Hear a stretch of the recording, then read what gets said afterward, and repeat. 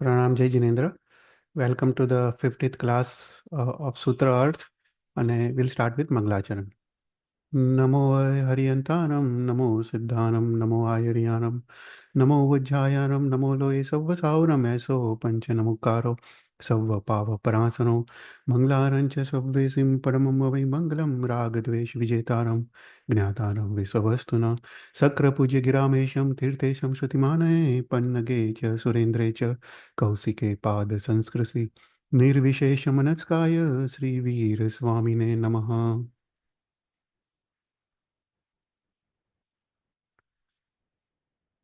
तो last class में हमने मोक्ष मार्ग के बारे में देखा. इसको हम थोड़ा ब्रीफली रिवाइज कर देते. तो नमोतुनम स्तोत्र में मोक्ष मार्ग का अद्भुत वर्णन किया गया है. तो उसमें 5 स्टेप्स बताए गए हैं: अभय दयानम, चक्कु दयानम, मग दयानम, शरण दयानम और बोहि दयानम.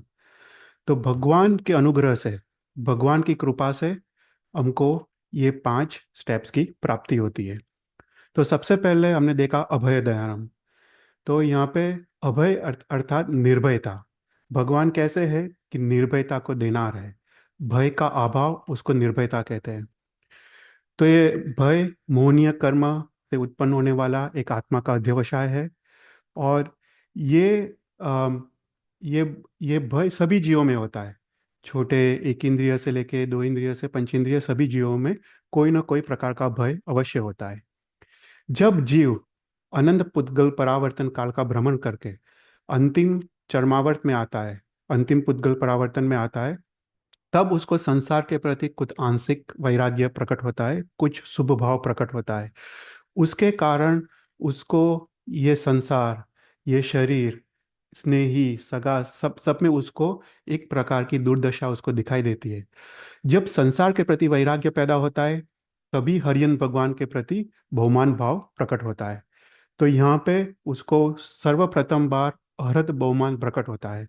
और हरियन भगवान पर बहुमान भाव प्रकट होने से मोहनीय कर्म का क्षय होता है और उसको निर्भयता की प्राप्ति होती है. ये निर्भयता, ये चित्त की स्वस्थता स्वरूप है. मतलब जब तक जीव भयभीत है, तब तक उसका मन चंचल है और वो धर्म आराधना में अपना मन लगा नहीं सकता है. तो ये निर्भयता हरियन भगवान की कृपा से, हरियन भगवान के अनुग्रह से जीव को निर्भयता की प्राप्ति होती है. उसके बाद सेकंड स्टेप में, निर्भयता की प्राप्ति के बाद उसको चक्कु, चक्कु मतलब यहाँ पे द्रव्य चक्षु नहीं पर भाव चक्षु को लेने हैं. तो ये भाव चक्षु को देना भी भगवान है. चक्षु मतलब श्रद्धा. सबसे पहले अरहत बहुमान प्रकट हुआ, हरियन भगवान पे बहुमान भाव आया. अभी उसको नेक्स्ट स्टेप में उसको हरियन भगवान की आज्ञा पे उसको श्रद्धा पैदा होती है. उसको पता चलता है कि जो भी हरियन भगवान ने कहा है, जो भी उनकी आज्ञा है, उससे ही उसका आत्मा का कल्याण होगा. ऐसी दृढ़ श्रद्धा उसको यहाँ पे पैदा होती है. और ये श्रद्धा जो चारित्र रूपी धर्म का कल्प वृक्ष है, उसका वो धर्म बीज समान है. तो ये श्रद्धा अत्यंत आवश्यक है. और शास्त्र कहता है कि कोई भी जीव को ये श्रद्धा के बिना वो तत्व का यथार्थ दर्शन संभव नहीं है. तो यहाँ पे उसको भगवान पे श्रद्धा, उसको नेक्स्ट स्टेप में उसको यहाँ पे पैदा होती है. ये भी आर्यन भगवान की कृपा से उसको श्रद्धा उसको पैदा होती है. फिर उसके बाद नेक्स्ट स्टेप में उसको उसको मार्ग मिलता है. तो मार्ग किसको कहते हैं? तो यहाँ पे कहते हैं कि जो भी मार्ग जीव को मोक्ष तक ले जाए, राइट, उसको मार्ग कहते हैं. अर्थात उसको कषाय का क्षय हो, गुण स्थानक की वृद्धि हो, या उसको गुणों की उसकी वृद्धि हो, उसको मार्ग कहते हैं. तो ये मार्ग मतलब चित्त का अवक्र गमन. देखो, वक्रता मतलब जड़ता. तो यहाँ पे थर्ड स्टेप में भगवान के अनुग्रह से, भगवान की कृपा से उसको चित्त की सरलता उसको प्राप्त होती है. तो वक्रता किसको कहते हैं? हमने देखा कि संसार के पदार्थों के प्रति आसक्ति, उसके कारण जो धर्म के जो अनुष्ठान, धर्म के जो उपकरण है, जो अनुष्ठान है, उसके प्रति उसको उसको अणगमा पैदा होता है. उसको जड़ता कहते हैं, उसको वक्रता कहते हैं. तो ये वक्रता भी मिथ्यात्व मोहनीय कर्म के उदय से होती है. जीव को सबसे पहले उसको निर्भयता की प्राप्ति हुई, चित्त कुछ स्वस्थ बना। उसके बाद भगवान के प्रति अरहत भाव प्रकट हुआ। उसको उसको भगवान के प्रति उसको श्रद्धा पैदा हुई। और भगवान अभी उसके नेक्स्ट स्टेप में उसको तीन गुण यहाँ पे प्रकट होते। वो है धर्म रुचि, धर्म अभिलाषा और धर्म प्रशंसा। अभी जीव जैसे जैसे धर्म मार्ग में आगे बढ़ता है, तब उसको वो सोचता है कि संसार के सुख के अलावा भी शाश्वत सुख का कोई मार्ग है। तो वो शाश्वत सुख का मार्ग क्या है, उसको जानने की इच्छा, उसको धर्म रुचि कहते हैं। वो मार्ग पे चलने की इच्छा, उसको धर्म अभिलाषा कहते हैं। और जहाँ पे भी उसको धर्म दिखाई देता है, कहीं पे तप, संयम, स्वाध्याय आदि कहीं पे भी वो उसको गुण दिखाई देता है, उसको वहाँ पे उसको प्रशंसा अर्थात अनुमोदना गुण यहाँ पे प्रकट होता है। तो धर्म अ, अ, निर्भयता की प्राप्ति के बाद, चित्त स्वस्थ होने के बाद, भगवान के श्रद्धा होने के बाद, अगर अपना चित्त जड़ हो, अवक्र वक्र हो, तब भी उसको तत्व दर्शन उसको पॉसिबल नहीं है। तो यहाँ पे थर्ड स्टेप में उसको चित्त की सरलता की यहाँ पे प्राप्ति होती है।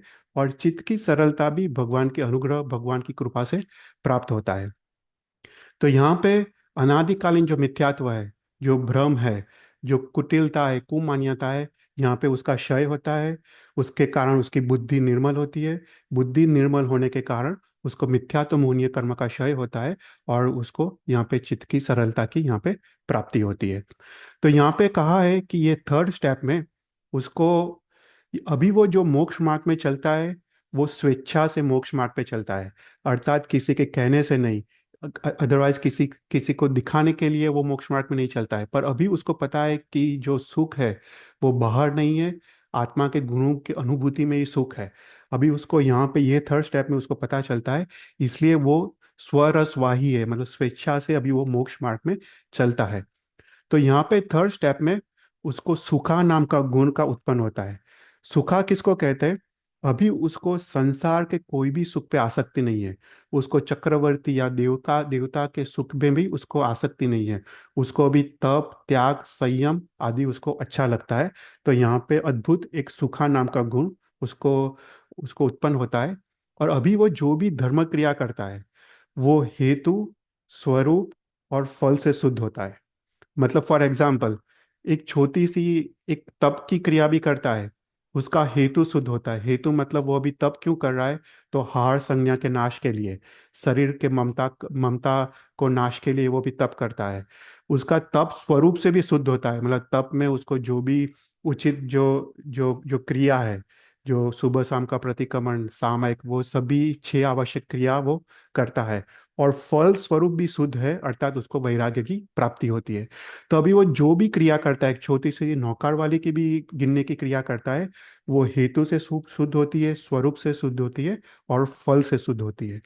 तो यहाँ पे ये अवक्र गमन अर्थात चित्त की सरलता की प्राप्ति भगवान की कृपा से होती है। अभी यहाँ पे समझना है कि एक एक स्टेप वो उत्तरोत्तर है।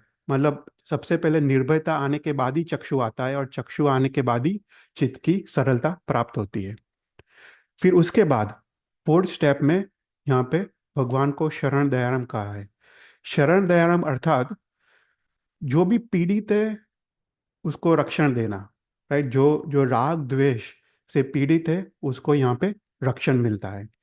तो ये जो जो शरण दयाराम है, यहाँ पे वो चित्त की शांति स्वरूप है। यहाँ पे उसके मन या चित्त की शांति यहाँ पे प्रकट होती है। और यहाँ पे उसको अ, तत्व जिज्ञासा या तत्व शुश्रूषा नाम का गुण यहाँ पे उत्पन्न होता है। तो यहाँ पे उसको बुद्धि के छह गुण उत्पन्न होते हैं: शुश्रूषा, श्रवण, ग्रहण, धारणा, विज्ञान, उह, अपो और तत्व तत्वभिनिवेश।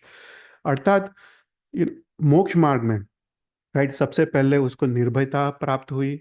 उसके बाद भगवान के वचन पे उसको श्रद्धा आई। उसके बाद चित्त कुछ सरल बना, उसके कारण उसको अभी सुखा नाम का गुण उत्पन्न हुआ। अभी वो सोचता है जीव कि मुझे तो अनंत सुख चाहिए, पर अनंत सुख का मार्ग क्या है? तो वो मार्ग को वो जानने की, वो उंडाण पूर्वक जानने की वो यहाँ पे कोशिश करता है, तो उसको विविदिशा कहते हैं। तो यहाँ पे विविदिशा नाम का गुण उत्पन्न होता है। अभी वो मोक्ष मार्ग को उंडाण पूर्वक यहाँ पे जानता है। तो यहाँ पे बुद्धि के 8 गुण उत्पन्न होते हैं, और ये भी ज्ञानावरणीय कर्म के क्षयोपशम से एक एक गुण उत्पन्न होते हैं।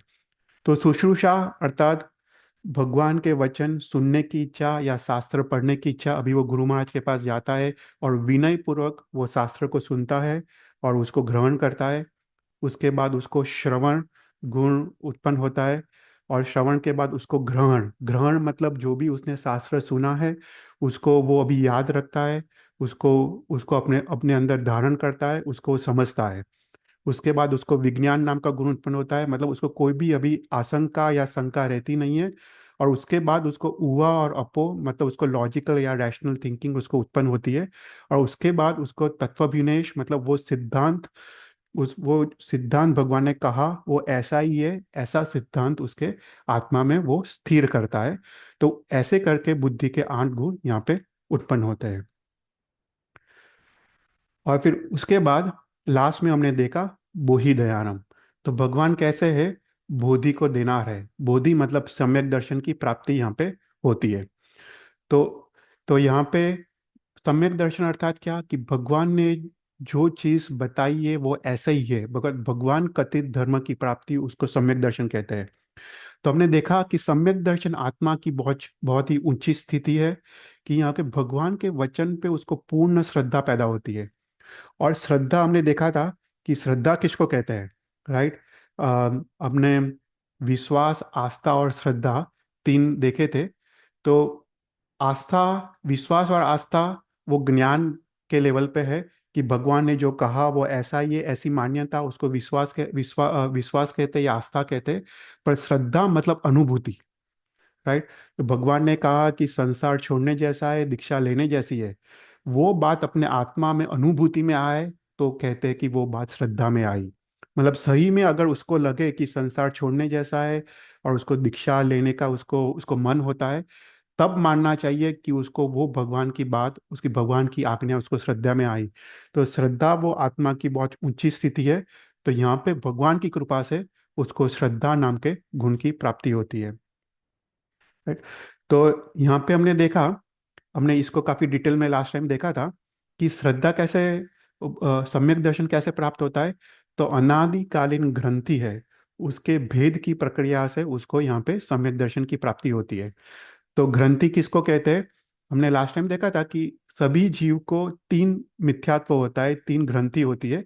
कि सबसे पहले उसको ये ग्रंथि होती है कि जो भी संसार के सुख सामग्री है, उसने जो पुरुषार्थ करके उसने कमाए हैं वो अपने हैं, वो पहला मिथ्यात्व है। उसके बाद दूसरा मिथ्यात्व, कि संसार की सामग्री के भोग और उपभोग में ही सुख है, वो दूसरा मिथ्यात्व है। और थर्ड मिथ्यात्व है कि उसका शरीर अपना है। तो ये तीन तीन मिथ्यात्व है। ये 3 मिथ्यात्व अनादिकालीन है। और यहाँ पे ये 3 मिथ्यात्व का क्षय होता है, उसको ग्रंथि भेद कहते हैं। तो ग्रंथि भेद कैसे होता है हमने काफी डिटेल में देखा था, हम उसको शॉर्ट में देख लेते हैं। कि 3 प्रक्रिया से होता है, यथा प्रवृत्तिकरण, अपूर्वकरण और अनिवृत्तिकरण। तो सब करण मतलब अध्यवसाय, आत्मा का अध्यवसाय, उसको करण कहते हैं।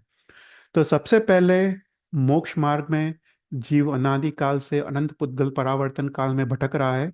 और वो भटकते भटकते वो अंतिम चरमावर्त में आता है। जब वो अंतिम चरमावर्त में आता है, तब उसको, उसके अंदर कुछ संसार के प्रति कुछ आंशिक वैराग्य प्रकट होता है, कुछ शुभ विचार प्रकट होते हैं। तो उसको यथा प्रवृत्तिकरण कहते हैं। यथा मतलब सहज रूप से, किसी कोई भी पुरुषार्थ के बिना। जैसे नदी में कोई पत्थर है, पत्थर वो घिसते घिसते घिसते घिसते जो लिस्सा हो जाता है, ऐसे ही आत्मा अनंत काल से भटक भटक के उसको यहाँ पे एक शुभ परिणाम यहाँ पे प्रकट होता है। तो उसको यथा प्रवृत्तिकरण कहते हैं। ये यथा प्रवृत्तिकरण दोनों करते हैं, भव्य जीव भी करते हैं और अभव्य जीव भी करते हैं। तो यहाँ पे क्या होता है कि जो मोहनीय कर्म की जो उत्कृष्ट स्थिति है, 70 कोड़ा कोड़ी सागरोपम की, उसको 1 कोड़ा कोड़ी सागरोपम के अंदर लेके आ जाता है जीव। तो ये प्रक्रिया दोनों करते हैं, भव्य जीव भी करते हैं, अभव्य जीव भी करते हैं। पर अभव्य जीव कैसा होता है, कि ठीक है उसने यथा प्रवृत्तिकरण करा, पर वापस उसको मोहनीय कर्म का उदय आता है, और वापस वो उत्कृष्ट स्थिति वो बांधने लगता है और संसार में भटकने लगता है। पर थोड़े जीव ऐसे होते हैं, भव्य जीव, कि अभी उसको वो वैराग्य की धारा में वो आगे बढ़ते हैं। वो आत्मा की शुद्धि, वो विशेष रूप से शुद्धि करने लगते हैं। तो यहाँ पे उसको कितने जीव ऐसे होते हैं कि मोहनीय कर्म की उत्कृष्ट स्थिति को 2 बार बांधेंगे, उसको उसको द्विपुनर्बंधक कहते हैं। कितने ऐसे होते हैं कि मोहनीय कर्म को 1 बार उत्कृष्ट स्थिति बांधेंगे, उसको स्क्रून बंधक कहते हैं। और थोड़े जीव ऐसे होते हैं कि अभी यथा प्रवृत्तिकरण के बाद आगे जाके भविष्य में एक भी बार मोहनीय कर्म की उत्कृष्ट स्थिति बांधने वाले नहीं है, उसको अपुनर्बंधक कहते हैं। तो अपुनर्बंधक वो जीव की ऐसी स्थिति है जिसको यहाँ पे उसको ग्रंथि भेद कहते हैं। तो यहाँ पे अपुनर्बंधक वाला जीव वो अपूर्वकरण करके यहाँ पे ग्रंथि भेद की प्रक्रिया करता है। तो अपूर्वकरण मतलब कभी भी पूर्व में किया नहीं ऐसा आत्मा का अध्यवसाय, उसको अपूर्वकरण कहते हैं। तो अपूर्वकरण में वो वैराग्य की धारा में आगे बढ़ता है, आगे बढ़ता है, और उसको राग द्वेष उसको वो कम होते जाते हैं, और उसको ग्रंथि भेद यहाँ पे होता है। तो यहाँ पे 4 चीज होती है अपूर्वकरण में: स्थितिघात, रसघात, गुरु श्रेणी, और अपूर्व स्थितिबंध। उसको हमने लास्ट टाइम काफी डिटेल में देखा था। अर्थात उसको कर्म की स्थिति और रस वो कम करते जाता है, कम करके जाता है। उसके बाद जो थर्ड स्टेप है उसको बोलते हैं अनिवृत्तिकरण। अनिवृत्तिकरण मतलब अनिवृत्ति, मतलब अनिवृत्ति में आया वाला जीव वो सम्यक दर्शन उसको अवश्य प्राप्त होता है। सम्यक दर्शन की प्राप्ति के बिना वो पीछे नहीं हटता है, उसको अनिवृत्तिकरण कहते हैं। तो यहाँ पे अनिवृत्तिकरण वो उसको यहाँ पे उसको सम्यक दर्शन की प्राप्ति होती है। तो हमने देखा था सम्यक दर्शन भी 3 टाइप के हैं: औपशमिक सम्यक दर्शन, सयोपशमिक सम्यक दर्शन, और शाइक सम्यक दर्शन। तो यहाँ पे जो जो दर्शन मोहनीय जो कर्म है, राइट, मोहनीय कर्म के 2 भाग है: दर्शन मोहनीय और चारित्र मोहनीय। जो दर्शन मोहनीय है उसको उसको वो कर्म को वो 3 में डिवाइड करता है, राइट। उसको अ, मिथ्यात्वमोनीय, मिश्रमोनीय और सम्यक्तमोनीय, ऐसे वो 3 में डिवाइड करता है। मिथ्यात्वमोनीय मतलब गाढ़ रस वाला मोनीय, मिश्रमोनीय मतलब मध्यम रस वाला, और सम्यक्तमोनीय मतलब अत्य जघन्य रस वाला मोनीय कर्म। तो यहाँ पे जो दर्शन मोनीय कर्म को वो 3 में डिवाइड करता है। और यहाँ पे जो 4 अनुबंध जो अनंत अनुबंधी कषाय है: क्रोध, मान, माया, लोभ। तो ये 7 चीज, 4 अनंत अनुबंधी कषाय और 3 दर्शन मोनियम, उसमें से अगर वो सातों सात को दबाता है, उसका क्षय नहीं करता है पर उसको दबाता है, तो उसको औपशमिक सम्यक दर्शन दर्शन प्राप्त होता है। वो मात्र अंतर्मुहूर्त तक ही तकता है, क्योंकि वो वापस वो जो दबाया हुआ है वो वापस उदय में आता है, और वापस वो पहले गुणस्थानक में वो चला जाता है। दूसरा है सयोक्षमिक सम्यक्त्व। सयोक्षमिक सम्यक्त्व में ये 7 में से वो 6 का क्षय करता है, संपूर्ण क्षय करता है। तो मिथ्यात्वमोनीय, मिश्रमोनीय और 4 अनंत अनुबंधी कसाय का वो क्षय करता है। तो उसको सयोक्षमिक सम्यक्त्व प्रकट होता है। ये सयोक्षमिक सम्यक्त्व उसको मैक्सिमम 66 सागरोपम तक उसको रह सकता है। उसके बाद वो आगे बढ़ता है मोक्ष की तरफ, अदरवाइज वो पीछे पहले गुणस्थानक पे वो गिरता है। और जो थर्ड सम्यक्त्व है वो शायिक सम्यक्त्व है। शायिक सम्यक्त्व मतलब ये सातों सात का क्षय करने के बाद जो उत्पन्न होने वाला जो जो सम्यक्त्व, उसको शायिक सम्यक्त्व कहते हैं। शायिक सम्यक्त्व वाला जीव कभी भी पीछे नहीं गिरता है, क्योंकि उसने वो सातों सात का क्षय किया है। अभी वो निश्चय रूप से उसको केवल ज्ञान उत्पन्न होने वाला है। तो थोड़े भाव में ही उसको केवल ज्ञान उत्पन्न हो जाता है, उसको शायिक सम्यक्त्व कहते हैं। फिर उसके बाद हमने देखा कि जो सम्यक दर्शन जो जीव है उसको 5 गुण उत्पन्न होते हैं। उसको सबसे पहले आस्तिक्य मतलब भगवान के वचन पे पूर्ण श्रद्धा, अनुकंपा मतलब दुखी जीवों पे दया, निर्वेद मतलब संसार छोड़ने की इच्छा, दीक्षा लेने की इच्छा, उसको निर्वेद कहते हैं। संवेग मतलब मोक्ष जाने की इच्छा, और प्रसम मतलब राग द्वेष की मंदता। तो ये 5 गुण उसको यहाँ पे प्रकट होते हैं, और जीव फोर्थ गुणस्थानक में पहुंचता है। तो यहाँ पे हमने पूरा मोक्ष मार्ग भगवान ने दिखाया है कि ये मोक्ष मार्ग है। सबसे पहले निर्भयता प्राप्त होती है, चित्त स्वस्थ बनता है, उसके बाद भगवान के वचन पे उसको पूर्ण श्रद्धा प्रकट होती है। उसको यहाँ पे धर्म प्रशंसा, धर्म अभिलाषा और धर्म रुचि नाम के गुण प्रकट होते हैं। उसके बाद चित्त की अवक्रता मतलब चित्त की सरलता प्रकट होती है। उसके बाद उसको बुद्धि के आदि गुण प्रकट होते हैं और यहाँ पे वो ग्रंथि भेद करता है। और उसके बाद अंत में उसको सम्यक दर्शन की प्राप्ति होती है। तो ये सभी सभी जो पांचों पांच स्टेप है वो भगवान के अनुग्रह से, भगवान की कृपा से ही जीव प्राप्त करता है। Right? कोई भी क्वेश्चंस?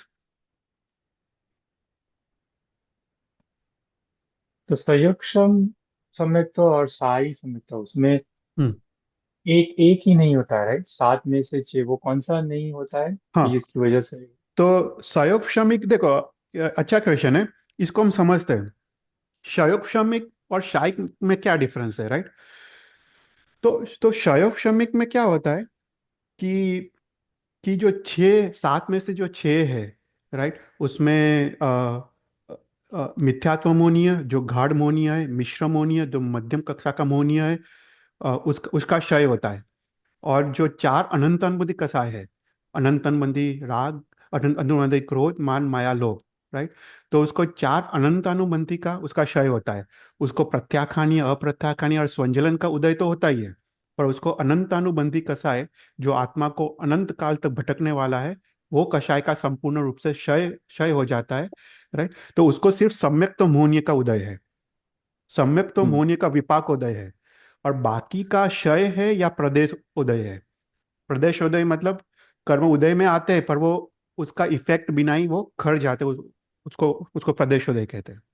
तो क्षय होता है या प्रदेशोदय होता है। अम, और और एक का विपाकोदय होता है। विपाकोदय मतलब उसका फल फल मिलता है, उसको विपाकोदय कहते हैं। तो उसको जो अम, अ, सम्यक तो मोहनीय है उसका ही विपाकोदय है, बाकी सबका प्रदेशोदय प्रदेशोदय होता है। और साइक सम्यक्त्व में सातों शात का क्षय है, सातों शात का प्रदेशोदय होकर वो क्षय हो जाता है। उसका एक एक का भी विपाकोदय नहीं है। कोई जी। क्वेश्चंस? हाँ। नहीं तो, या तो मतलब सिर्फ उसकी वजह से, हम्म। सम्यक मोहनीय के हम्म। विपाक उदय की वजह से हम्म। जीव पूरा वापस जा सकता है फर्स्ट स्थानक में। राइट तो राइट, जो एग्जैक्टली एग्जैक्टली, क्योंकि वो भी मोहनीय कर्म ही है। वो एकदम कम रस हम्म, वाला मोहनीय कर्म है, पर सम्यक तो मोहनीय वो भी मोहनीय कर्म ही है। हम्म, Right? हमने मोहनीय कर्म ने ना टोटल 28 भेद है।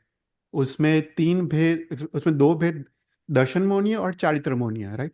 उसमें दर्शन हम्म, मोहनीय में तीन भेद है, मिथ्यात्वमोनीय, मिश्रमोनीय और सम्यक्तमोनीय। जो हाँ। चारित्रमोनीय है उसमें 25 भेद है। उसमें 16 प्रकार के कषाय, राइट, क्रोध, मान, माया, लोभ, वो अनंतानुबंधी, अप्रत्याखानीय, प्रत्याखानीय और स्वजलन। और नौ नौ कषाय, भय, हम्म, शोक, जुगुप्सा, राइट। हमने देखा कि भय भी मोहनीय कर्म है, तो वो कौन सा है? हम्म, नौ कषाय है।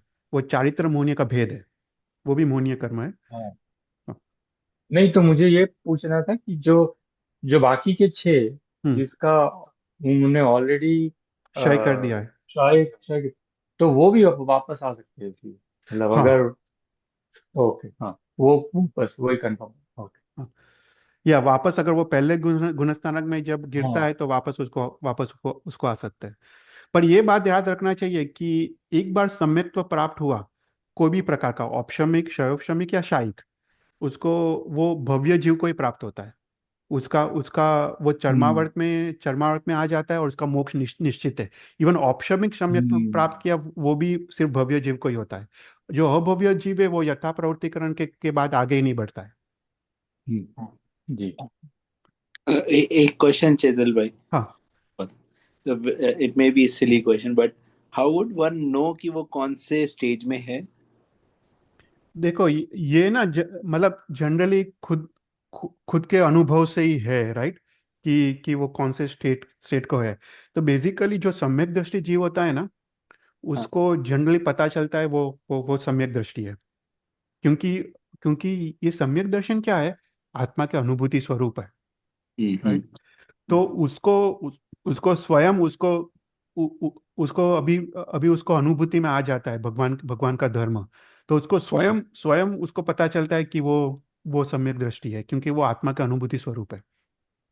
Right?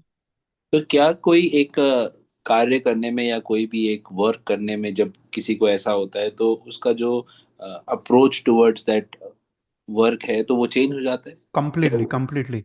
हमने वंदितु में देखा है, सम्मदिति जीव जवीरूपाम समारे किंची अप्पो सिवाय बंजो जहरम नंदिदुम जसुम को नहीं। सम्यक दृष्टि जीव कैसा होता है कि अभी वो संसार की तो सभी क्रिया करता है, अपने अपने अपने जैसे ही सभी क्रिया करता है, पर उसको जब भी कुछ पाप करने का हो तो उसके वो आंख के आंसू के साथ वो पाप पाप करता है। वो हम्म, कभी भी अभी निर्द्वंस रूप से पाप नहीं करता है। हम्म, उसको पल पल होता है कि मैं कब कब ये पाप से मुक्त हूं, मेरे को करना पड़ रहा है, कोई ऑप्शन नहीं है, पर उसको मन में इतना डंक है। राइट। तो वो एक लक्षण है सम्यक दृष्टि जीव का, वो पाप भीरु होता है, वो कभी भी निर्द्वंस रूप से पाप नहीं करता है, और उसको वो भावित हृदय से वो पाप करता है। तो उससे कारण क्या होता है कि उसको जो कर्मबंध है, उसको काफी कम कम रस वाले कर्मबंध होते हैं। अच्छा, ओके। तो वो उसका लक्षण है। वो उसका उसका क्रिया तो बाहर से तो सेम ही दिखाई देती है। राइट। Right, right. हम रात्रि भोजन करें और सम्यक दृष्टि रात्रि भोजन करें, उसमें आसमान जमीन का फर्क फर्क है। राइट। क्योंकि नॉर्मल जो रात्रि भोजन कर रहा है वो हंस हंस के कर रहा है, उसको कोई दुख नहीं है, कुछ भी भगवान की आज्ञा के प्रति कोई भी बहुमान नहीं है। राइट। और सम्यक दृष्टि है, वो आंख के आंसू के साथ वो रात्रि भोजन करता है। तो वहां पे फर्क होता है गॉट इट। दो के ठीक। बीच। Thank you. फिर ये अद्भुत है, ये जो 5 स्टेप्स है, वो वो वो एक नो अद्भुत है। कभी कभी हमको लगता है कि जस्ट ये बात निकला कि हमको ऐसा लगता है कि हमको आत्मा के पुरुषार्थ से ये सब प्राप्त होगा, पर ये बात सही नहीं है। ये सब भगवान के अनुग्रह, भगवान की कृपा से ही ये सब प्राप्त होता होता है। राइट।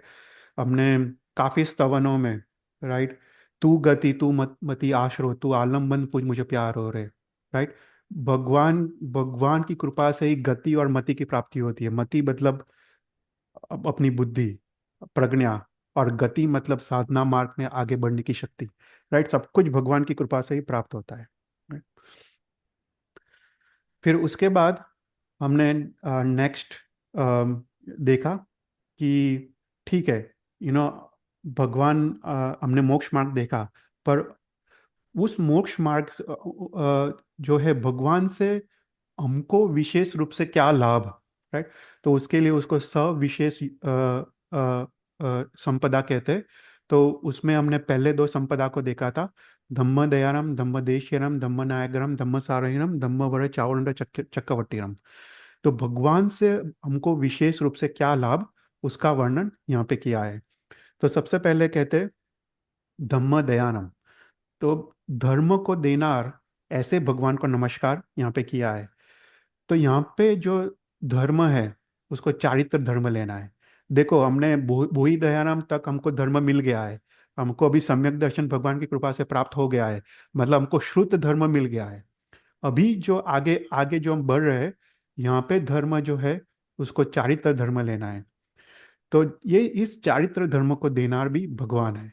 तो ऐसे भगवान को यहाँ पे नमस्कार किया है। तो चारित्र धर्म अर्थात क्या? राइट। तो चारित्र धर्म 2 प्रकार के हैं, साधु का धर्म और श्रावक का धर्म। सर्व सावध्य योग की वृत्ति रूप जो धर्म है वो साधु धर्म है, मतलब सभी पाप का त्याग।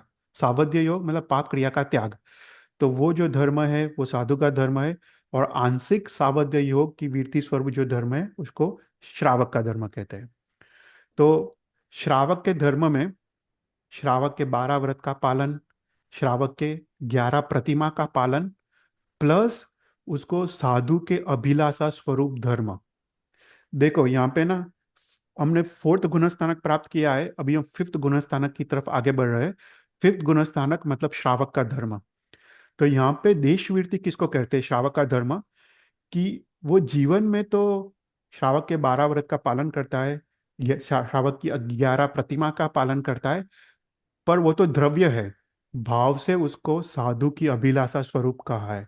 मतलब उसको अभी अंदर से उसको पल पल उसको साधु जीवन, उसको संयम जीवन उसको स्वीकारने की अभिलाषा है।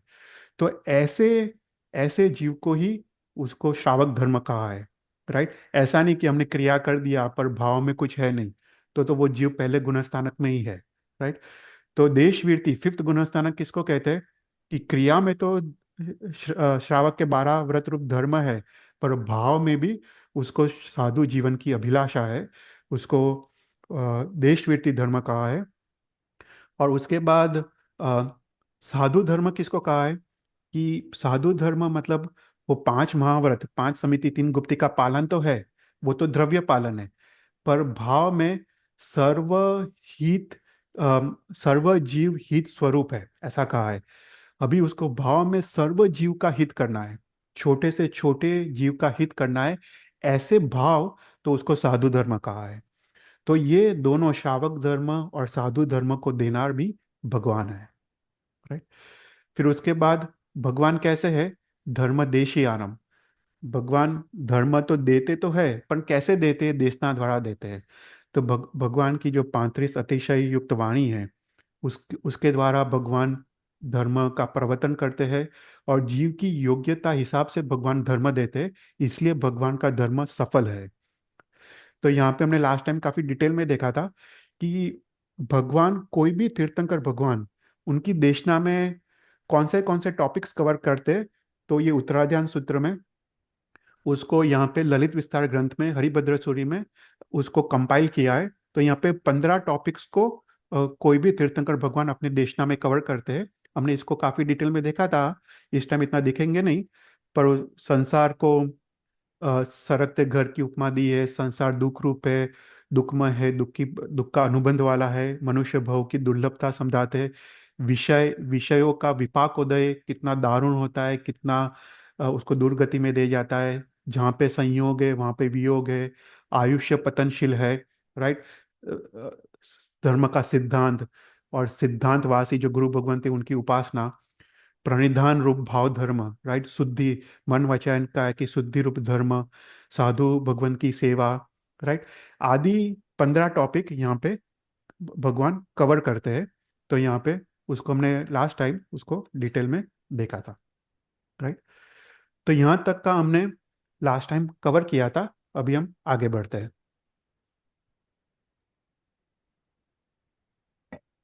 तो थर्ड है धर्म नायक धर्म। तो चारित्र धर्म के नायक मतलब स्वामी, ऐसे हरियन भगवान को यहाँ पे नमस्कार किया है। तो नायक या स्वामी किसको कहते हैं? राइट। तो कोई भी अगर धन या स्त्री का स्वामी हो, तो उसमें 4 गुण होते हैं। सबसे पहले वो धन या स्त्री का उस पर अधिपति होता है, उसका स्वामित्व होता है, उसको वश में होता है।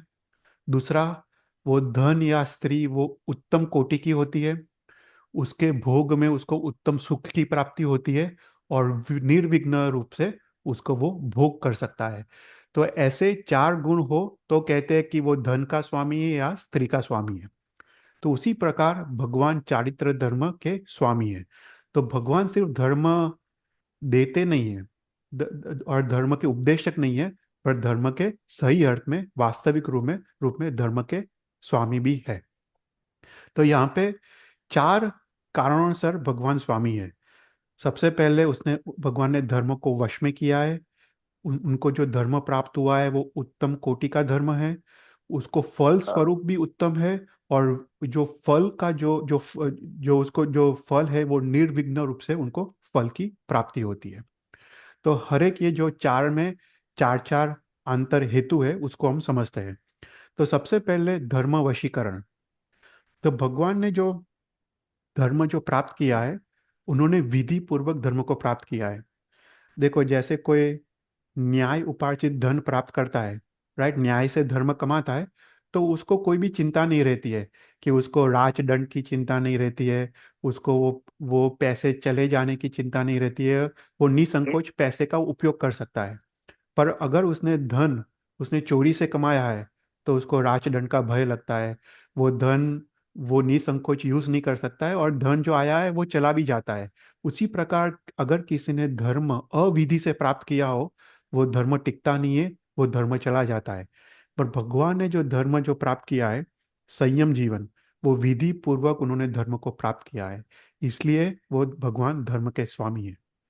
फिर बोलते हैं निर्तिचार पालन। भगवान ने सिर्फ विधि पूर्वक धर्म को प्राप्त नहीं किया है, पर उसका निर्तिचार पालन भी किया है।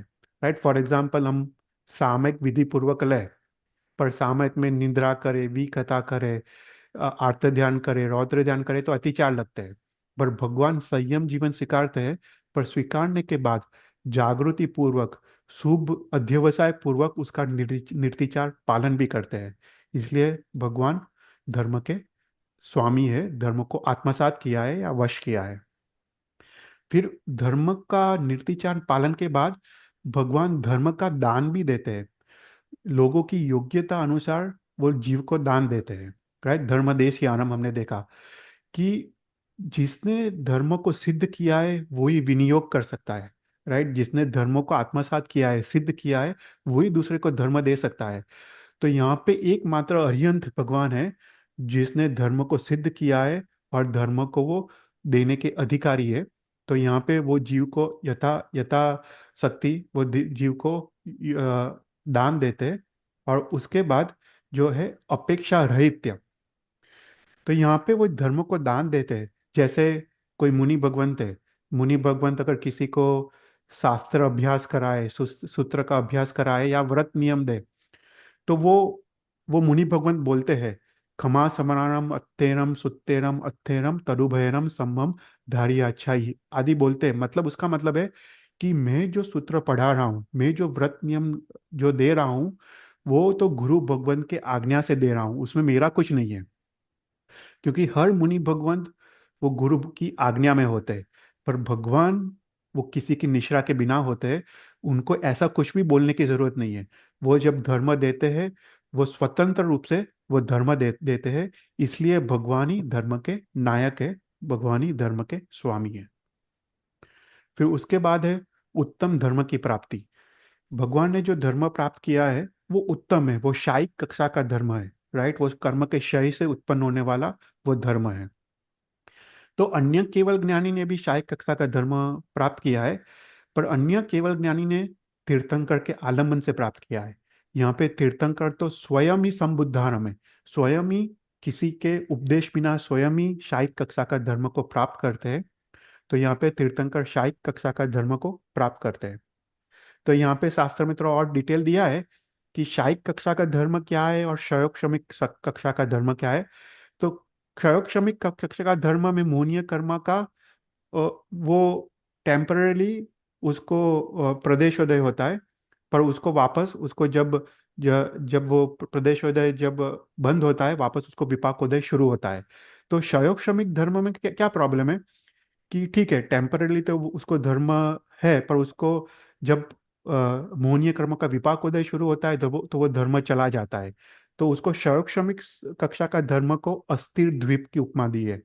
जैसे कोई द्वीप है, कोई आइलैंड है, तो उसमें भरती ओट आती है, तो आइलैंड डूब जाता है, वापस वापस बाहर आता है, वापस डूबता है, वापस बाहर आता है। तो उसको सर्वश्रमिक धर्म को अस्थिर द्वीप की उपमा दी है। पर जो शाही कक्षा का धर्म है उसको स्थिर द्वीप की उपमा दी है। मतलब वो कभी भी डूबने वाला नहीं है, ऐसा द्वीप। तो यहाँ पे कहते हैं कि हमको शाही श्रमिक धर्म से शाही धर्म की तरफ को आगे प्रगति करनी चाहिए। फिर उसके बाद भगवान ने शायिक कक्षा का धर्म प्राप्त किया है, पर उसके बाद वो परार्थ संपादन, मतलब जैसे सूर्य सहज रूप से धरती को प्रकाशित करता है, ऐसे ही भगवान सहज रूप से जीव के आत्मा कल्याण के लिए वो धर्म धर्म का संपादन करते हैं। तो छोटे से छोटे, सूक्ष्म से सूक्ष्म जीवों की हिंसा से लेके तप त्याग संयम रूप धर्म यहाँ पे भगवान संपादन करते हैं। उसके बाद हीन जीवों के प्रति भी प्रवृत्ति, देखो ये भगवान का उत्तम गुण है कि जैसे भगवान महावीर ने शूलपाणी यक्ष को प्रतिबोध करने के लिए उन्होंने उपसर्ग को सहन किया। राइट, फिर उसके बाद भगवान महावीर ने चंड कौशिक को प्रतिबोध करने के लिए जंगल में गए और चंड कौशिक के दंश को भी सहन किया। तुम मुनि सूरत स्वामी का जीवन चरित्र लो, मुनि श्रीवत्स स्वामी में ने एक घोड़े को प्रतिबोध करने के लिए वो भरूच को आए। राइट, वो स्टोरी आपको पता होगा कि वो जो घोड़ा था, वो प्रीवियस भाव में वो एक सेठ था। उन्होंने वो सेठ वो धर्म का काफी रागी था, काफी काफी धर्म आराधना करता था। उन्होंने उसने एक जिन मंदिर का निर्माण किया और उसने जिन प्रतिमा भराई। पर वो पैसे के पीछे काफी लालची था। वो पूरा जीवन उसने पैसे कमाने के पीछे उसने पूरा जीवन व्यर्थ किया। और उसको आर्त ध्यान में उसका मृत्यु हुआ और उसको तिर्यंच गति नाम कर्म उसको उदय में आया। इसलिए वो अश्व बना, घोड़ा बना। तो अभी वो राजा वो घोड़े को भगवान के समो शरण में लेके आता है। यहाँ पे मुनि शरद स्वामी देशना देते हैं और पूरे समो शरण में मात्र एक घोड़े को सम्यक दर्शन की प्राप्ति होती है। तो मात्र एक घोड़े के लिए भगवान मुनि सूरत ने भरूच तक का विहार किया, मात्र एक जीव के प्रतिबोध करने के लिए। तो हीन जीवों के प्रति प्रवृत्ति ये तीर्थंकर भगवान करते हैं। और तथा भव्यता, वो तुमने देखा कि भगवान का तथा भव्यता पराकाष्ठा का होता है, सर्व उत्कृष्ट होता है। कि उनकी तथा भव्यता मतलब मोक्ष जाने की योग्यता, वो कोई भी निमित्त बिना, कोई भी सहायता बिना वो मोक्ष में जाते हैं। तो भगवान ने उत्तम धर्म की प्राप्ति की है। फिर उसके बाद धर्म के फल स्वरूप भी उनको उत्तम मिला है। भगवान का सौंदर्य, भगवान का शरीर, राइट, उनकी शरीर की कांति, उनका लावण्य, उनका रूप उनका अद्भुत होता है। राइट, कोटि देव मिलकर न करे एक गंगुल प्रतिछंद। राइट, भगवान के रूप परम औदारिक वर्गना के पुद्गल से बना होता है कि देव देवी भी भगवान के रूप को देख के मोहित हो जाते हैं। ऐसा अद्भुत रूप मिलता है। देवता 8 प्रतिहार्य की रचना करते हैं। महारुद्धि, 34 अतिशय, वाणी के 35 गुण, जहाँ पे भी विहार करते वहाँ पे 7 भय का विनाश होता है। जो जहाँ पे भी विहार करते पवन अनुकूल चलता है, कांटे भी उल्टे हो जाते हैं, वृक्ष की नमन करते हैं, पक्षी भी प्रदक्षिणा देते हैं। राइट, ये सब भगवान की वृद्धि है। तो महावृद्धि उनको ये धर्म के फल स्वरूप मिलती है। और लास्ट है धर्म वर्चस्व। देखो यहाँ पे समझना है कि देवता 8 प्रतिहार्य की रचना करते हैं। पर देवता 8 प्रतिहार्य की रचना अपने लिए नहीं करते, भगवान के लिए करते हैं। तो जैसे एक सुथार है, कारपेंटर है, वो सेठ के लिए अत्यंत ब्यूटीफुल घर का निर्माण करता है, पर वो स्वयं तो सामान्य घर में रहता है। उसी प्रकार देवता 8 प्रतिहार्य की रचना स्वयं के लिए नहीं करते, कर भी नहीं सकते, पर भगवान के लिए ही कर सकते हैं, क्योंकि भगवान ही 8 प्रतिहार्य के अधिकारी है। तो धर्म पे उनका वर्चस्व है। और लास्ट है धर्म का जो फल है, वो कोई भी विघ्न या बाधा बिना वो फल फल को वो भोग सकते हैं। देखो भगवान जब केवल ज्ञान प्राप्त होता है, उसका जब तीर्थंकर नाम कर्म का जो विपाकोदय शुरू होता है, वो विपाकोदय उनको निर्वाण तक उनका रहता है। पर उनको निर्वाण तक उनको जो सौभाग्य नाम कर्म है, यश नाम कर्म है, 34 अतिशय है, उनको जो भी उनको जो धर्म के फल स्वरूप जो भी प्राप्त हुआ है, वो अखंड रूप से ऐसी की ऐसी धारा निर्वाण तक रहती है, उसमें कोई भी कमी नहीं आती है। तो भगवान का जो पुण्य बीज है, अवंद्य पुण्य बीज है। ऐसा पुण्य बीज है कि वो जो निरुपक्रम है, सोपक्रम जो कर्म है वो उसको घात लग सकता है। पर भगवान ने जो तीर्थंकर नाम कर्म जो किया है वो निकाचित है, निरुपक्रम है, मतलब कोई भी उसको बाधा आ नहीं सकती है। ऐसा अवंद्य पुण्य बीज के धारक है। उसके बाद जो भगवान का पुण्य है, उससे अधिक असंभव है। मतलब जगत में किसी और का पुण्य भगवान के पुण्य से ज्यादा नहीं हो सकता है। तो अधिक असंभव। उसके बाद बात कहते हैं पाप क्षय, कि भगवान ने जो पुण्य जो उपार्जित किया है, वो पाप के क्षय द्वारा पुण्य उपार्जित किया है। मतलब उसने उन्होंने अंतराय कर्म का नाश कर दिया है। जब कोई अंतराय कर्म में ही नहीं है, राइट, तो कोई भी विघ्न, कोई भी बाधा आ नहीं सकती है। और अहेतु निर्विघ्न, जब कोई हेतु ही नहीं है तो विघ्न कैसे आएगा? मतलब कोई कार्य के बिना, कोई कारण के बिना कार्य कैसे होगा? तो ये 4 कारण सर भगवान स्वामी है, भगवान नायक है। कि भगवान ने धर्म को वश में किया है, आत्मसात किया है। जो धर्म प्राप्त किया है वो उत्तम कोटि का है। धर्म के फल स्वरूप भी उसको उत्तम फल मिला है। और निर्विघ्न रूप से भगवान वो फल को भोग सकते हैं। तो ये 4 कारण सर भगवान धर्म के नायक है या भगवान धर्म के स्वामी है। कोई क्वेश्चंस?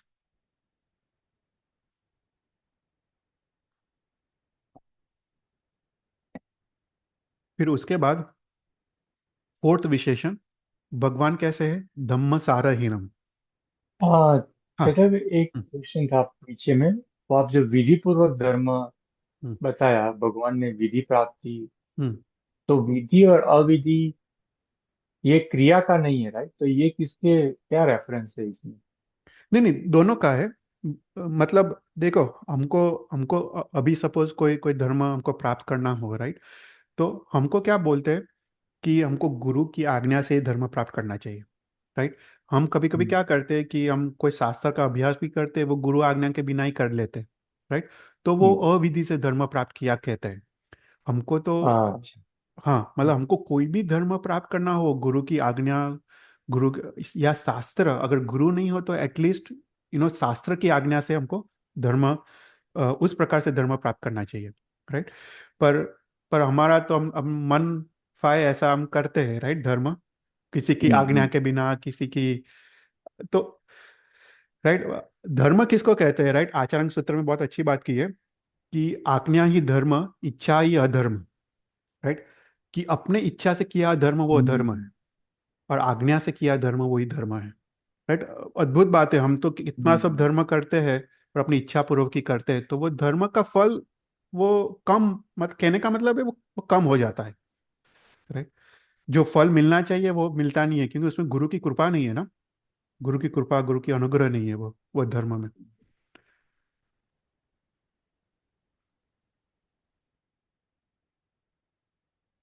फिर उसके बाद धम्म धर्म सारहीनम। सारहीनम मतलब सारथी। भगवान कैसे है? चारित्र रूपी धर्म रथ के सारथी है। तो सारथी किसको कहते हैं? कि जो जो रथ को का प्रवर्तन करे, पालन करे और दमन करे, राइट? जैसे कोई रथ है, तो वो रथ का, रथिक का और अश्व का वो पालन पोषण करे, राइट? और वो रथ वो गलत मार्ग में जा रहा है, उन मार्ग पे जा रहा है, तो सही मार्ग पे लेके आए, उसको दमन कहते हैं। तो सारथी वो रथ को वापस सही मार्ग में लेके आता है। उसी प्रकार भगवान चारित्र रूपी धर्म रथ के सारथी है। वो चारित्र रूपी धर्म का स्व और पर में, सिर्फ खुद में नहीं पर स्व और पर में संयम रूपी धर्म का प्रवर्तन करते, पालन करते और दमन करते।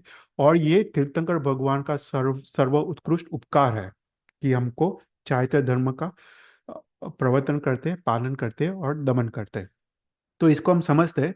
सबसे पहले चारित्र रूपी धर्म, धर्म रथ का प्रवर्तन। प्रवर्तन मतलब स्टार्ट। तो हमने देखा, अभय दयाराम, चक्कु दयाराम, मगध दयाराम, शरण दयाराम, बोहि दयाराम, ये पांच हमको भगवान के अनुग्रह से ही प्राप्त होता है। तो जीव की अपेक्षा से तो वो धर्म का प्रवर्तन करते हैं, पर संसार की अपेक्षा से भी वो धर्म का प्रवर्तन करते हैं। कि संसार में जो धर्म है वो भगवान से ही वो धर्म का प्रवर्तन शुरू होता है। कि भगवान का धर्म अनेकांत विधानमय है। भगवान का धर्म में सर्व दृष्टिकोण का समावेश है, और उसमें से एक एक दृष्टिकोण को एकांत रूप से पकड़ के अलग अलग मत निकलते हैं। वैदिक मत, बौद्ध मत, वो भगवान ने जो धर्म कहा है उसमें से ही वो एक मत को एकांत से पकड़ा है, और अलग अलग मत निकलते हैं। पर भगवान का धर्म कैसा है? सर्व दृष्टिकोण का समावेश है, राइट? अनेकांत विधानमय भगवान का धर्म है। तो इस संसार में भगवान, धर्म की शुरुआत भी भगवान से है। तो भगवान ये चारित्र धर्म के प्रवर्तक है। तो भगवान का धर्म सफल क्यों? क्योंकि भगवान का धर्म स्टार्टिंग से लेके एंड तक, राइट, धर्म बीजाधान की क्रिया से मोक्ष तक की क्रिया तक, सभी विधि विधान का स्पष्ट रूप से, सभी अनुष्ठानों का स्पष्ट रूप से उसमें हमको उपदेश मिलता है कि हर एक स्टेप हमको कैसे चलना चाहिए। इसलिए भगवान का धर्म सफल है। तो यहाँ पे समझाते हैं कि ज्ञान दो टाइप का है। एक प्रदर्शक ज्ञान है और दूसरा प्रवर्तक ज्ञान है।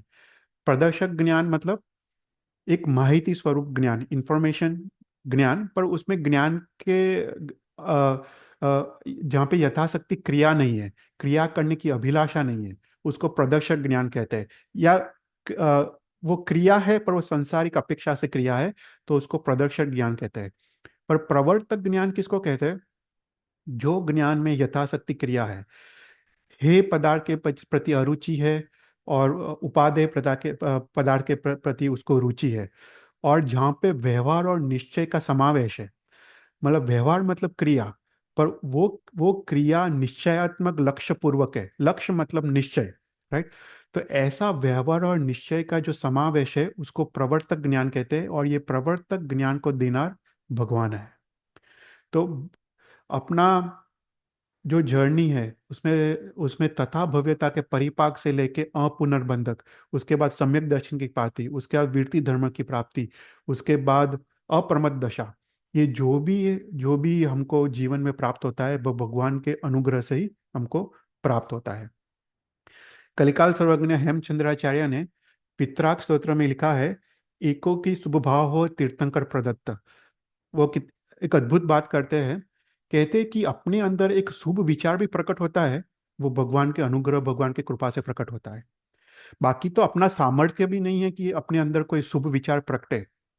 अगर भगवान का धर्म न हो, भगवान का उपदेश हमारे तक अगर आया ना हो, तो हमारा खुद का आत्मा का ये सामर्थ्य नहीं है कि अपने अंदर एक शुभ विचार भी प्रकटे। तो एक शुभ विचार भी अपने अंदर प्रकटता है, उसमें भगवान का अनुग्रह है, भगवान की कृपा है। तो अपने अंदर अगर कोई भी शुभ विचार आए तो भगवान को थैंक यू बोलना है। भगवान की अनुग्रह से ही हमको शुभ विचार हमको प्रकट होता है। तो ये भगवान, ये चारित्र धर्म का प्रवर्तन भी भगवान करते हैं। तो फिर उसके बाद पालन। पालन मतलब जो, जैसे कोई सारथी है वो अश्व का पालन पोषण करता है, उसी प्रकार भगवान चारित्र धर्म के जो अंग है, जो 5 महाव्रत है और 5 समिति 3 गुप्ती का जो पालन है, वो स्वयं के जीवन में तो पालन करते हैं, पर उपदेश द्वारा दूसरे जीवन में भी वो पालन कराते हैं। और थर्ड है दमन। दमन मतलब जब रथ उन्मार्ग पे गया हो, उसको सही मार्ग पे लेकर आना, उसको दमन करते हैं। उसी प्रकार भगवान अपने इंद्रिय रूपी घोड़े को, जब वो आत्म स्वभाव से निकल के प्रभाव में जाती है, बाह्य में जाती है, उसको वापस दमन करके वो आत्म स्वभाव में स्थिर करते हैं। राइट? वो कैसे करते हैं? मौनीय कर्म के क्षय से वो इंद्रियों को, विषय कषाय से आसक्त इंद्रियों को वापस आत्म स्वभाव में स्थिर करते, मतलब इंद्रियों को दमन करते हैं, और उपदेश द्वारा वो दूसरे में इंद्रियों को दमन करवाते हैं। तो यहाँ पे भगवान स्वयं के जीवन में तो संयम जीवन का पालन और दमन करते हैं, पर दूसरों के जीवन में भी प्रवर्तन, पालन, दमन करते हैं, और ये भगवान का सर्व उत्कृष्ट उपकार है। तो यहाँ पे अम, कल्पसूत्र की टीका में यहाँ पे विनय विजय जी महाराज साहब ने मेघ कुमार का दृष्टांत दिया है धर्म सारणिरम समझाने के लिए। तो मेघ कुमार, हमको पता है कि ये स्टोरी सुनी होगी कि वो धारिणी और सैनिक महाराजा का पुत्र है, और वो एक बार भगवान की देशना सुनने के लिए जाता है, और भगवान की प्रथम देशना सुनने के बाद उसको दीक्षा का भाव आ जाता है। वो घर वापस आता है, माता पिता से दीक्षा की आज्ञा लेता है, पर वो बड़े संवाद के बाद, बड़े आर्ग्यूमेंट्स के बाद, वो फाइनली श्रेणिक महाराजा और धारिणी माता उसको आज्ञा देते हैं दीक्षा लेने की, और वो भगवान के पास जाके वो दीक्षा ग्रहण करता है। अभी वो राजपुत्र है, दीक्षा तो ग्रहण किया है, पर उसका दीक्षा पर्याय सबसे कम है। तो उसको रात को, उसको सोने के लिए, उसको दरवाजा के पास उसको उसको संतरा मिलता है। तो क्या होता है कि दरवाजा के पास उसको संतरा मिलने के कारण सभी मुनि भगवान पूरे रात भर आते जाते रहते हैं। राइट? भगवान का तो समुदाय कितना बड़ा है, थाउजेंड्स ऑफ मुनि है। तो सभी वो आते जाते रहते हैं। तो उसको उसको एक क्षण भी निद्रा नहीं आती है। उसका पूरा जो जो संतरा है पूरा धूल से भर जाता है, क्योंकि मुनि भगवंतों के पाँव की धूल से। तो उसको आर्त ध्यान शुरू होता है। वो सोचता है कि ठीक है, मैं भगवान के पास जाके मैं दूसरे दिन ये दीक्षा छोड़ के वापस मैं संसार में चले जाता हूँ। तो मेघ कुमार भगवान के पास जाता है। भगवान उसको कहते हैं कि हे मेघ, तुमको रात को ऐसा हुआ, तुम आज मेरे पास आए हो, तुमको अभी वापस संसार में जाना है, पर तुम सुनो, तुम पूर्व भव में एक हाथी थे, और जंगल में आग लगी, और आग लगने के कारण एक ससला तुम्हारे पाँव, एक पाँव तुमने ऊपर किया तो एक ससला तुम्हारे पाँव के नीचे आ गया, और तुमने वो पाँव 2.5 दिन तक, 2.5 days तक वो पाँव ऊंचा रखा, और तुमने शुभ विचार में तुमने वो पाँव ऊपर ऊपर रखा, वो ससला को बचाने के लिए। और तुमको वहां से, तुमको शुभ, तुमको नाम आयुष्य कर्म का तुमको बंद हुआ, और तुमको यहाँ पे मेघ कुमार का तुमको यहाँ पे अवतार मिला, तुमको भव मिला। तुमने पूरा भव में इतना तुमने दुख सहन किया, और ये भव में तुम इतना छोटे दुख से तुम संसार में जाने की बात करते हो। तो ऐसा करके भगवान समझाते हैं। मेघ कुमार को जाति स्मरण ज्ञान होता है, उसको पूरा भव याद आता है, और वो संसार में और वे दीक्षा जीवन में वापस वो स्थिर होते हैं। राइट। तो यहाँ पे भगवान सारथी का काम करते हैं। वो मेघ कुमार को, उन्होंने इंद्रिय जो उसके जो आर्थ ध्यान में गई थी, उनका मन, उसका दमन करके वापस आत्मभाव में उसको स्थिर किया।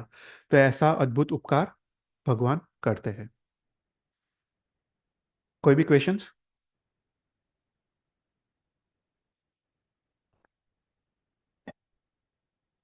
फिर उसके बाद है दम्मवर चातुरंत चक्रवर्तीरम। चार गति का अंत करनार, चारित्र धर्म रूपी चक्र को धारण करनार धर्म चक्रवर्ती, ऐसे अरिंद भगवान को नमस्कार किया है। राइट। जैसे कोई चक्रवर्ती है, अपने चक्र रत्न से वो अ, सभी शत्रु को हराता है। राइट। वो 6 खंड का अधिपति बनता है, भरत क्षेत्र का अधिपति बनता है, और चारों दिशाओं में अपना साम्राज्य स्थापित करता है। 3 दिशा में लवण समुद्र, और उत्तर दिशा में हिमवत पर्वत तक, चारों दिशाओं में अपना साम्राज्य स्थापित करता है। उसी प्रकार भगवान का चारित्र रूपी धर्म चक्र, वो आंतर शत्रु, 4 आंतर शत्रु, क्रोध मान माया लोभ, या 4 प्रकार के घाती कर्म का नाश करते हैं, और अ, 4 गति का अंत करके उसको मोक्ष रूपी शाश्वत सुख का भोक्ता बनाते हैं। ऐसा भगवान का चारित्र रूपी धर्म चक्र है। तो यहाँ पे चातुरंत मतलब 4 गति का अंत करना, मनुष्य, देवता, तिर्यंच और नारकी, 4 गति का अंत करना। और वर मतलब श्रेष्ठ। ओके। तो भगवान का चारित्र धर्म श्रेष्ठ है। तो श्रेष्ठ कैसे है? तो उसके 2 कारण हैं। कि पहले तो धर्म उभय लोक सुख सुख स्वरूप है। कि उभय लोक मतलब ये लोक में तो सुख देता है, और परलोक में भी सुख देता है। जैसे चक्रवर्ती का जो चक्र चक्र है, वो मात्र ये भव में सुख देता है, ये भव में सुख सामग्री देता है। पर भव में तो दुर्गति, उसको आ, आ, उसको उसको दुख और दारिद्रता उसको पर भव में उसको देता है। क्योंकि शास्त्र में कहा है कि अगर चक्रवर्ती, अगर ये जो सुख भोग में, अगर उसको मृत्यु हो तो उसको निश्चय नरक की गति प्राप्त होती है। इसलिए हर एक चक्रवर्ती वो अंत में तो वो संयम संयम वो सब कुछ छोड़ के संयम जीवन को स्वीकार करते हैं। अदरवाइज अगर वो संयम जीवन स्वीकार ना करे तो निश्चित रूप से उनको नरक गति की प्राप्ति होती है। तो चक्रवर्ती का चक्र तो मात्र ये भव में सुख देता है। पर भगवान का चारित्र धर्म कैसा है? कि ये भव में तो सुख शांति देता है, ये भव में तो जरूरियातों को कम करता है, राग द्वेष को कम करता है, निर्भयता देता है, निराशंस भाव देता है। तो ये भव में तो सुख शांति देता है, पर भव में भी वो सद्गति देता है। क्योंकि पर भव में अडार पापस्थानक रूप जो प्रवृत्ति का त्याग करके उसको सद्गति की प्राप्ति होती है।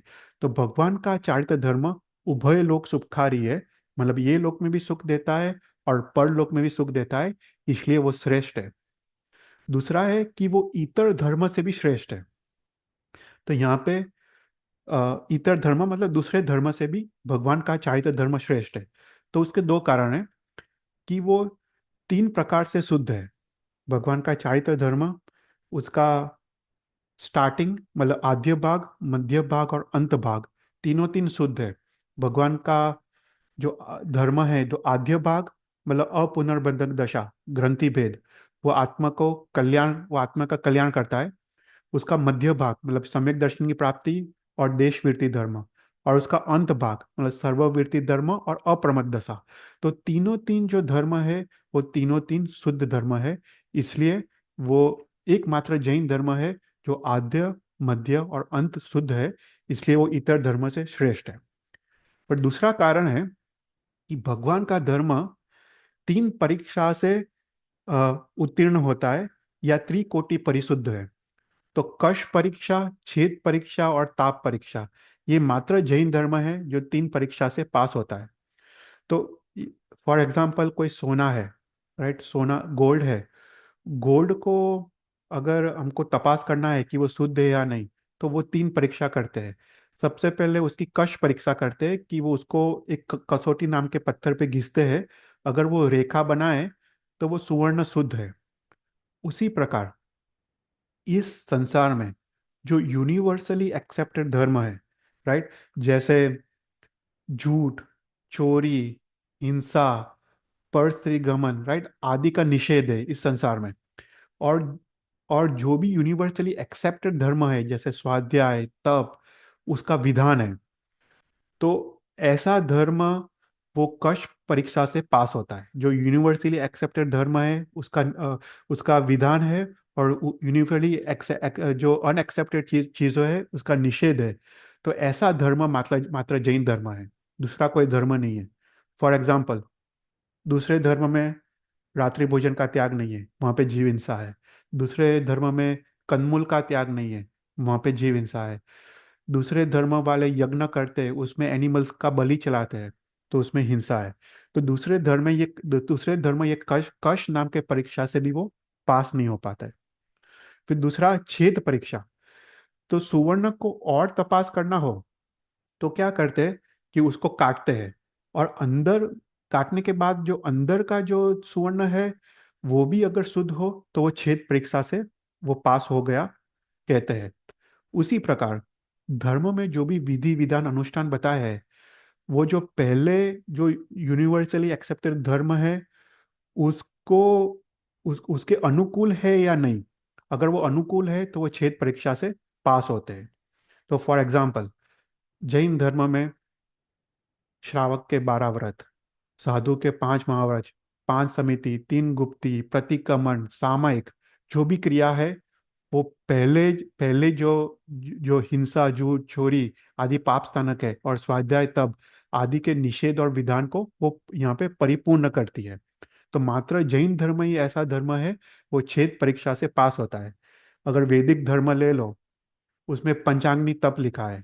तो पंचाग्नि तप वो अग्नि के पास वो तप करते हैं, तापस। उसमें तो वायुकाय और अग्निकाय जीव की हिंसा है। तो यहाँ पे दूसरे धर्म छेद परीक्षा से भी वो पास नहीं हो पाते हैं। उसके बाद है थर्ड है ताप परीक्षा। ताप परीक्षा मतलब सुवर्ण को और तपासने के लिए सुवर्ण को पिघाला जाता है, और जब पिघालने के बाद अगर शुद्ध सोना हो तो वो और चमकता है।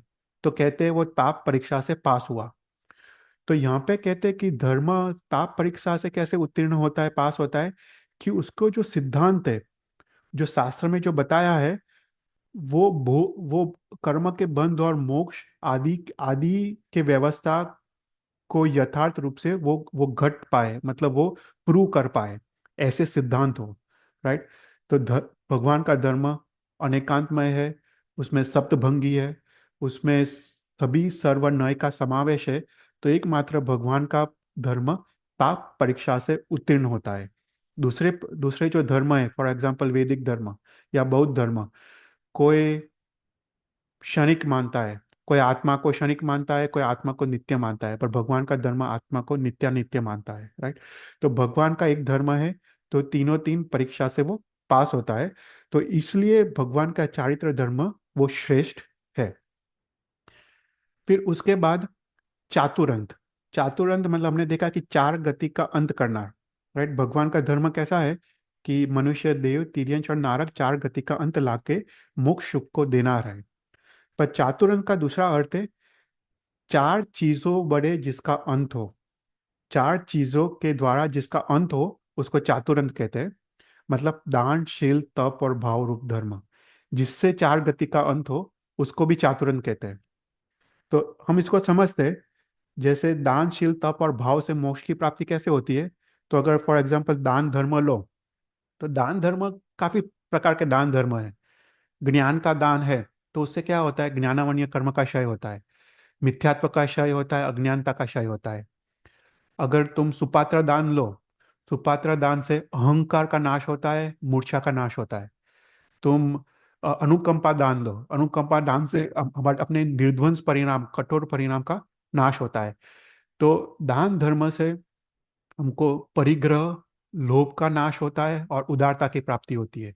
शील धर्म से क्या होता है? शील धर्म से इंद्रियों का निग्रह होता है, असंयम का नाश होता है, राइट। उसमें सदाचार की प्राप्ति होती है, दुराचार का नाश होता है। तो शील धर्म से वो प्राप्त होता है। फिर तप धर्म, तप में बाह्य बाह्य तप है, अभ्यंतर तप है।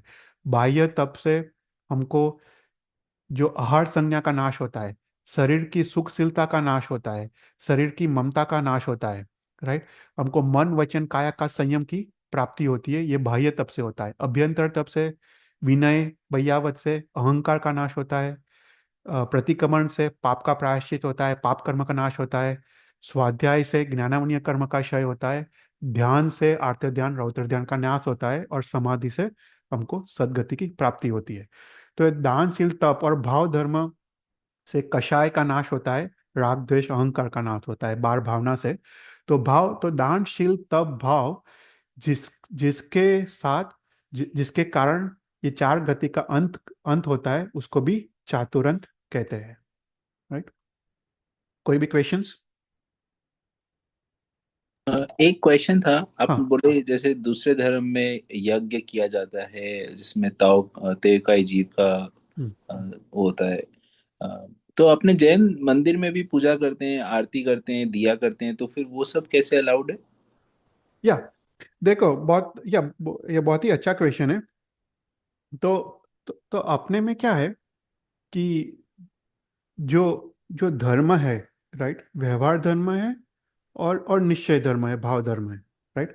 तो अपने में क्या है कि कॉन्सेप्ट क्या है कि जो द्रव्य पूजा है भगवान की, राइट, द्रव्य पूजा वो भाव पूजा में जाने की एक पाथ है, एक मार्ग है, राइट।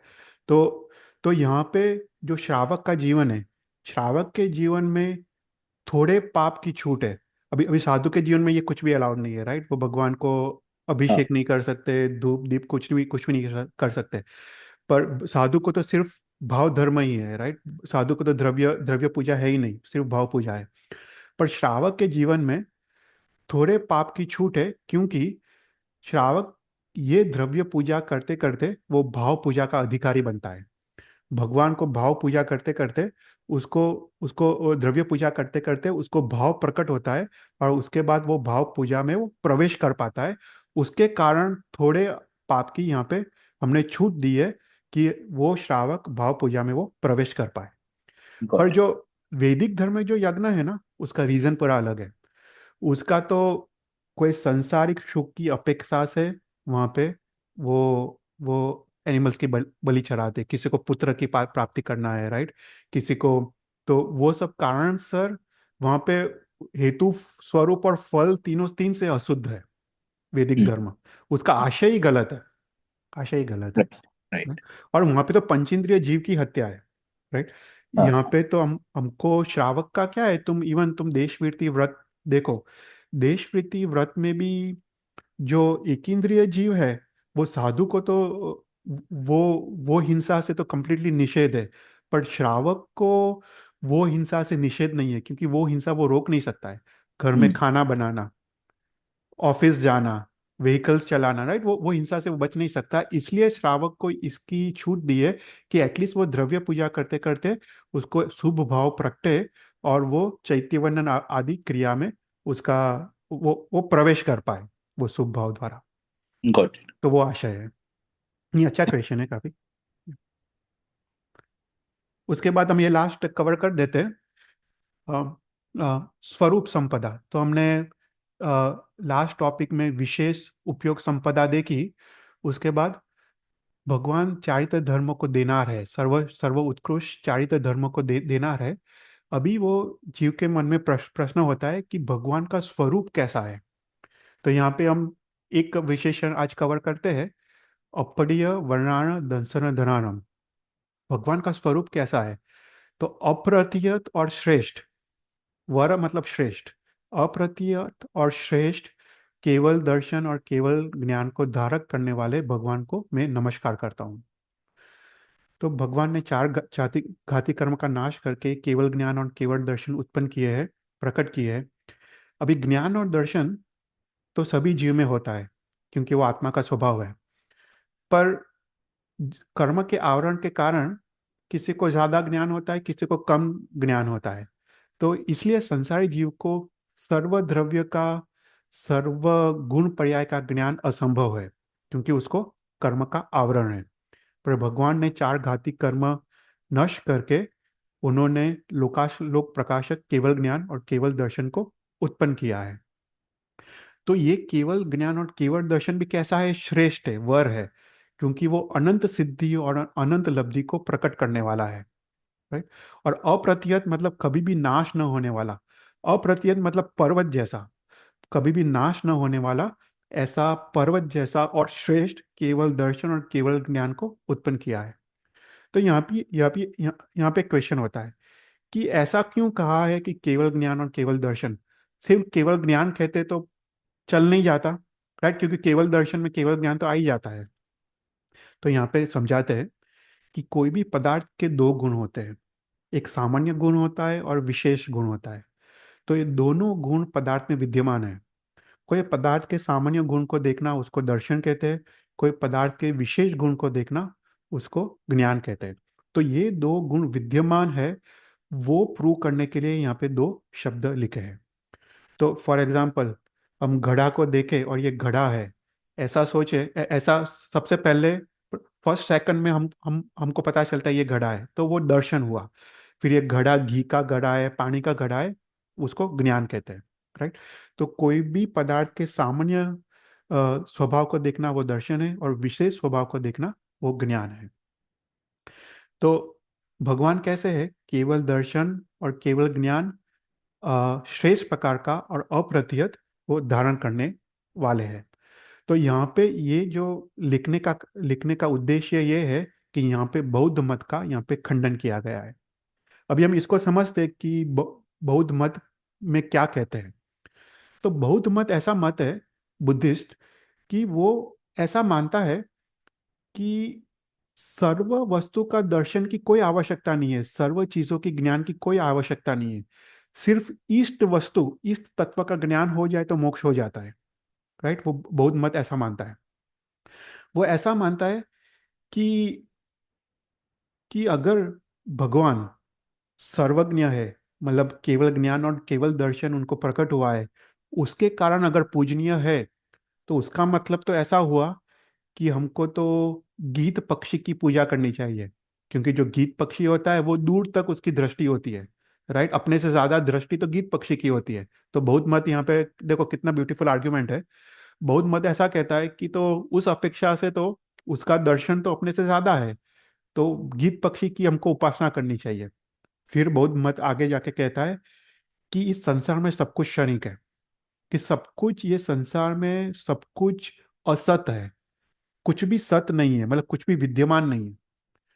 अगर कुछ सत है, ऐसा ऐसा विचार, ये वही भ्रम है, वही मिथ्यात्व है। और इस मिथ्यात्व के कारण जीव को राग होता है, द्वेष होता है, विषय और कषाय होता है, और उसके कारण ही उसको संसार का परिभ्रमण होता है। पर जब उसको पता चलता है कि ये संसार ही असत है, संसार ही विद्यमान ही नहीं है, सब कुछ संसार में जो भी दिखाई देता है वो सब कुछ भ्रम है, तो उसको तभी उसको राग द्वेष नाश हो जाते हैं, उसको वितरागता प्राप्त होती है और उसको मोक्ष हो जाता है। देखो ये बौद्ध मत है। राइट। तो यहाँ पे ये शब्द लिखा है, अप्रतिहत और श्रेष्ठ केवल ज्ञान और केवल दर्शन के धारक भगवान को नमस्कार किया है। यहाँ पे इस शब्द द्वारा बौद्ध मत को खंडन किया है। राइट। तो यहाँ पे हम समझते हैं कि बौद्ध मत का खंडन कैसे किया गया है। तो यहाँ पे जैन दर्शन कहता है कि अगर सब कुछ क्षणिक है, कि एक क्षण अभी है, दूसरे क्षण वो नाश होने वाला है, वापस वो थर्ड क्षण वो उत्पन्न होने वाला है, तो अपना आत्मा है, आत्मा भी अभी है, दूसरे क्षण वो नाश होगा, तीसरे क्षण वो उत्पन्न होगा। तो आत्मा के साथ जो कर्म है, जो वासना है, वो भी आत्मा के साथ नाश होगी। राइट। सब कुछ नाशवंत है, सब कुछ क्षणिक है। तो आत्मा नाश होता है, आत्मा के साथ उसके कर्म भी नाश होते हैं, उसकी वासना भी नाश होती है। तो आत्मा जब वापस उत्पन्न होता है, तो वो कर्म और वो वासना कौन से आत्मा में उत्पन्न होगी, उसका आधार क्या, सब कुछ नाश हो गया है, उसका आधार क्या, वो कौन निर्धार करेगा कि वही पर्टिकुलर आत्मा में उत्पन्न होगी। और अगर वही पर्टिकुलर आत्मा में उत्पन्न ना हो, तो कर्म कौन करेगा और भोगेगा कौन। तो ये सिद्धांति रहेगा नहीं। दूसरी बात, जैन धर्म कहता है कि अगर सभी कुछ असत है, सभी कुछ भ्रम है, अविद्यमान है, तो आंख से कुछ दिखाई भी कैसे देगा।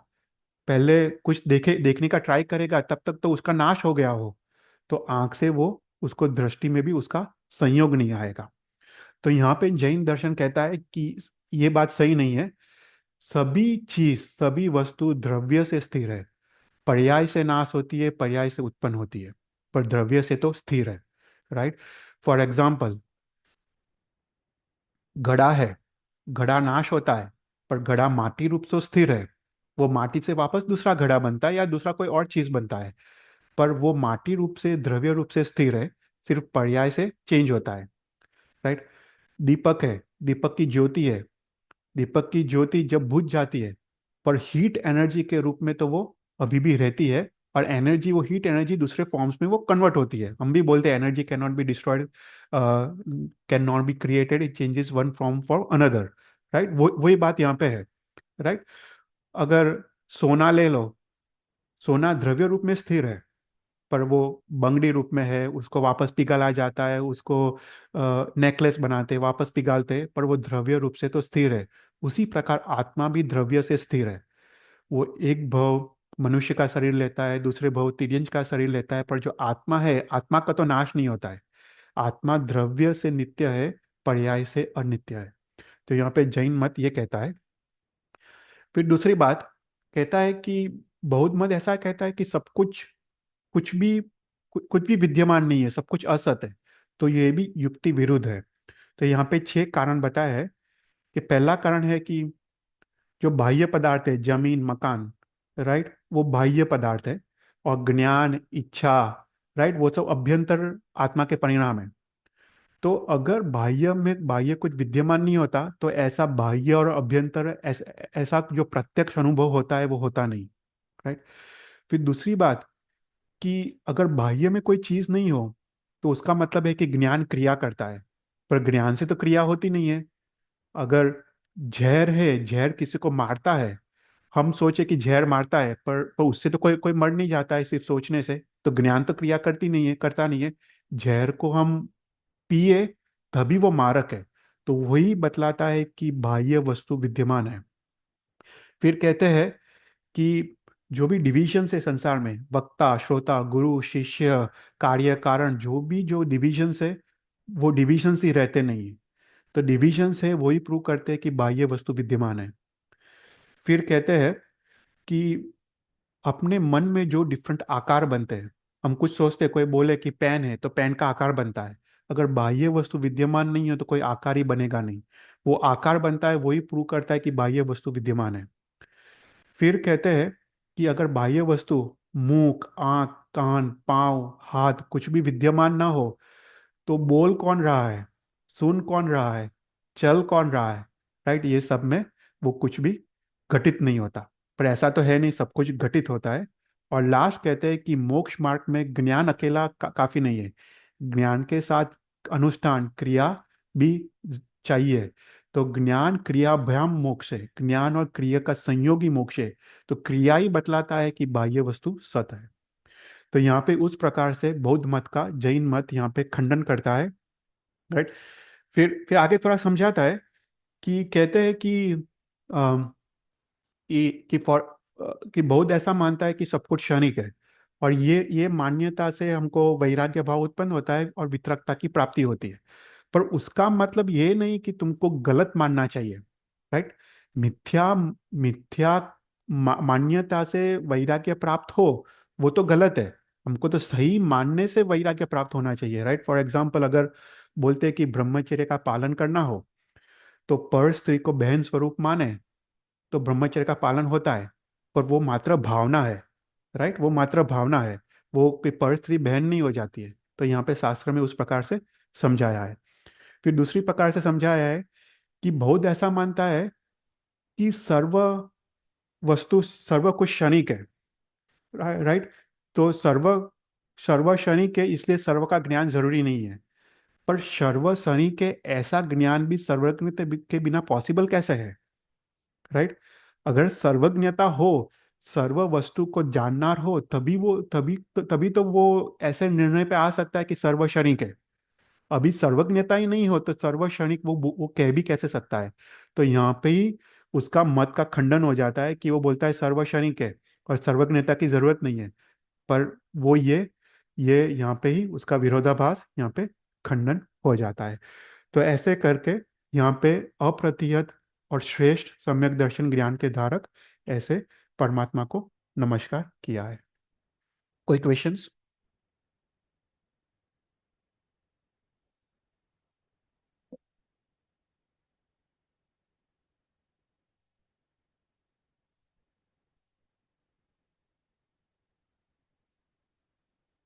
इंदिरा बहन?